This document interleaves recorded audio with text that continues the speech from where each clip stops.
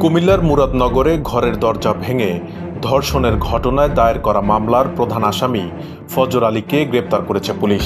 রবিবার ভোর ৫টার দিকে রাজধানীর সায়েদাবাদ এলাকা থেকে তাকে গ্রেপ্তার করা হয়। কুমিল্লার পুলিশ সুপার নাজির আহমেদ এ তথ্যটি নিশ্চিত করেছেন। গ্রেপ্তার ফজর আলী মুরাদনগরের বাহেরচর পাঁচকিত্তা গ্রামের শহীদের ছেলে। ধর্ষণের ভিডিও ধারণ ও ছড়িয়ে দেওয়ার অভিযোগে আরও ৪ জনকে গ্রেপ্তার করা হয়েছে।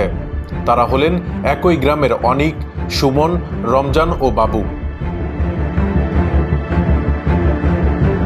পুলিশ সুপার নাজির আহমেদ খান জানান, ভিডিওটি সামাজিক যোগাযোগ মাধ্যমে ছড়িয়ে পড়ায় ব্যাপক জনরোষ তৈরি হয় এবং অভিযুক্তদের দ্রুত গ্রেপ্তার দাবি ওঠে।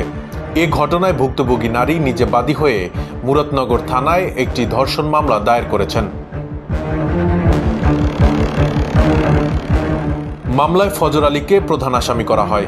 এরপর পুলিশের একটি টিম তথ্য প্রযুক্তির সহায়তায় অভিযান চালিয়ে ঢাকার সায়েদাবাদ এলাকা থেকে তাকে গ্রেপ্তার করে। গ্রেপ্তারকৃতদের বিরুদ্ধে আইনানুগ ব্যবস্থা নেওয়া হচ্ছে এবং মূল অভিযুক্ত ফজর আলীকে চিকিৎসা শেষে আদালতে হাজির করা হবে বলে তিনি জানান।